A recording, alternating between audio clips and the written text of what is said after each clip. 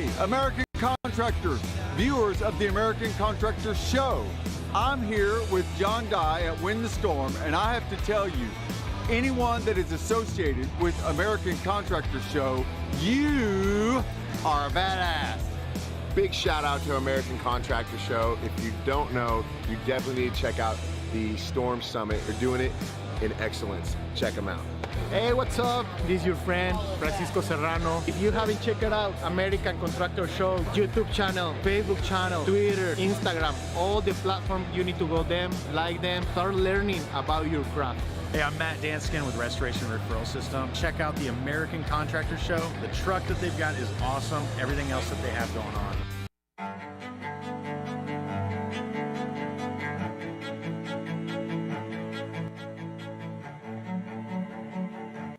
This is Larry Bache with the Merlin Law Group, helping policyholders for more than 30 years. If you have a claim or your client has a claim that needs help, please feel free to call the Merlin Law Group because we are the true policyholder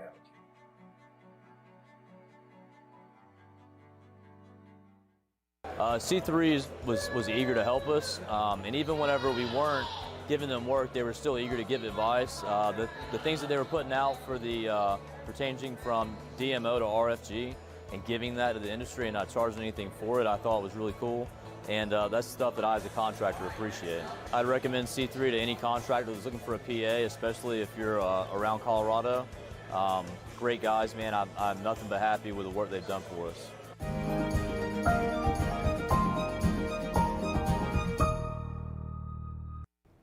What's up, everybody? I'm meteorologist Andrew Myers, bringing you guys your daily hail forecast, sponsored as always by C3 Group, Merlin Law Group, and American Contractor. Go ahead and check them out in the description to this video. We are obviously going to recap Friday. A lot happened. There were tornadoes that devastated a lot of the east, so we're going to look at where those occurred and how you guys can help. And then after that, we're going to talk about a snowstorm that's possibly, well, really likely going to hit the west. You guys are going to get dumped with snow today into tomorrow, and then see if we can get any of that transitioning into another severe weather event in the mid to late week around Wednesday, Thursday time frame. Going to take a look at the setup for that. So starting out here with Friday, we had a crazy wind and tornado event that wrecked a lot of the Ohio Valley through the Mississippi Valley. So you can see all of these wind reports here from Arkansas up into Kentucky, from Ohio down into Missouri, tornado paths that went through that, and we even got some severe hail to go along with it, up to golf balls in size. So our two swaths that we're focusing on for this show are the ones that you guys have probably heard of already. There was a swath or a tornado path that went through the southern part of Kentucky into Bowling Green, and there was another tornado that went through Princeton, Mayfield, just south of Paducah, Kentucky, into Manette, Arkansas. Well, the opposite direction, but it went through Arkansas, through Missouri, through Tennessee, and through Kentucky, and brought quite a bit of damage to that area. And then there was also some tornadoes that went through Missouri and into Illinois, through the St. Louis area. Looks like it's already an EF3. We have multiple EF3s coming out of this event, and we could see further tornadoes being rated EF3 or higher as time goes on. So a very unfortunate event that just wrecked Missouri, Illinois, Indiana, Kentucky, Arkansas, and our hearts go out to all of you guys. And this is that swath again, Friday into Saturday morning. These were nocturnal storms that went through the area. This is all of those storm reports that came out of that. So if we want to take a look at our swaths and see specifically where those paths were, here we go. We had one that went through central Tennessee. I believe Nashville got hit with some severe winds. No tornado direct hit to Nashville though.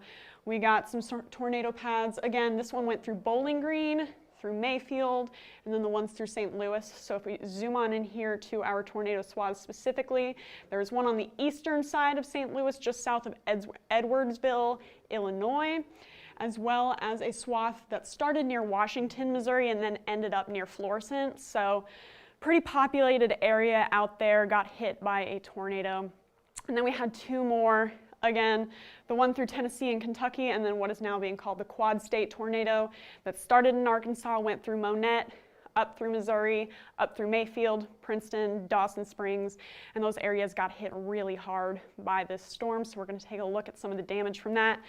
Location for these storms was all the way through St. Louis, Missouri, Monette, Arkansas, Mayfield, Kentucky. We covered that. Also got hits in Tennessee, in Indiana, or in Illinois. Got a lot of states affected by these storms. The path length for that quad state tornado was, this is preliminary, but it's looking like it was over 250 miles. So an extremely long-lived, damaging event. And the timeline for these storms, the first tornado report came in at around 4 p.m. Central Time, and that lasted all the way till the last report for a tornado came in around 4 a.m. Central Time on December 11th. So a very long-lived, overnight event with a lot of damaging tornadoes. It's just not what you want to see. And again, our hearts go out to all of the damaged areas, all those areas that are devastated by these storms. You can see a lot of the damage here behind me. A lot of communities just look like a bomb went off. We've got just ripped through these leveled houses. This is a door wrapped around a tree trunk. We've got more sheet metal wrapped around a tree trunk. Just really, really hard to look at damage. So if you guys are looking to help these communities recover, Hail Trace is putting on a donation drive, tornado relief drive, and this is going to all go to the victims in Kentucky. All of your donated items, all of your donated money is going to help these victims get back on their feet. So if you guys are interested in helping out these communities, we're holding this until the 17th. So that's going to be Friday at 8 p.m. is when we close our donation window, and we're going to take all of that over to Kentucky, over to those affected areas.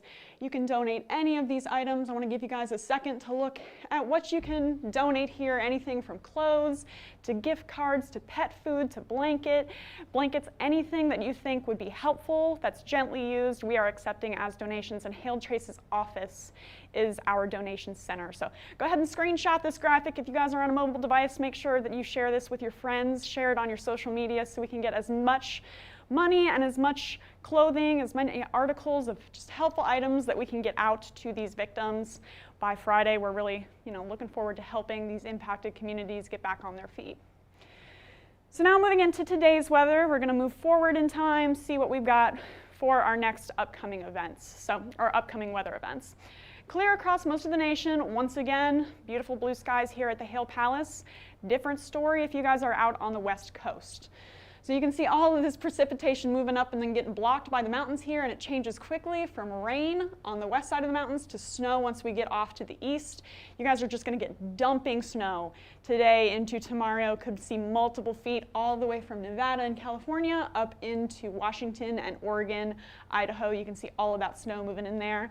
So pretty decent little snowstorm as we get this system. You can kind of see it spinning away here as we get the system moving onto shore, and then we'll see that continue to move eastward throughout the midweek.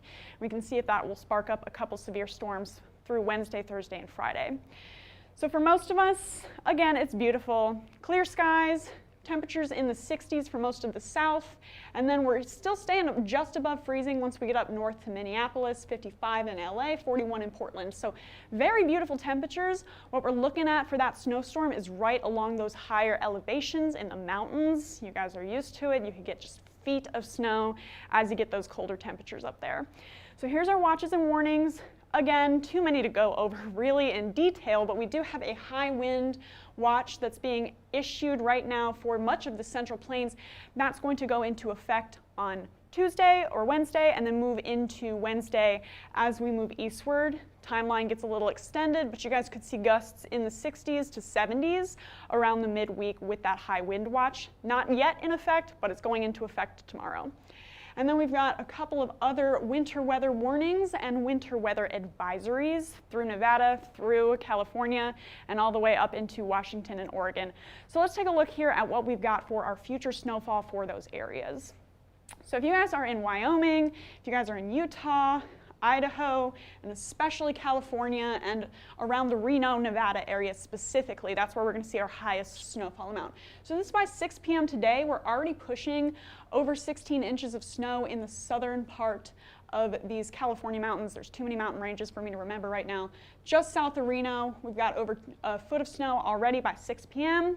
And then as time goes on, we're going to start to see that amount increase. So here we are by 12 a.m., already over 2 feet of snow through the mountain ranges there around Reno. So Plenty to go around. Still got a dusting through most of Idaho and Oregon right now, sitting at 4 to 6 inches for a lot of us around Medford, over a foot.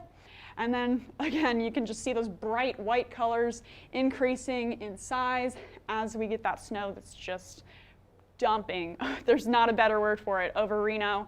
Through these mountain areas, we could get over 28 inches of snow over the next 24 hours here as that system continues to move through.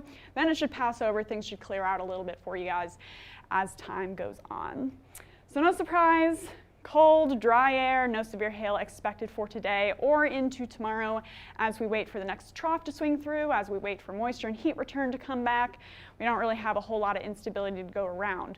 But this is what we're watching for our next possible system into the mid to late week time frame. So here we are by 12 a.m. Wednesday.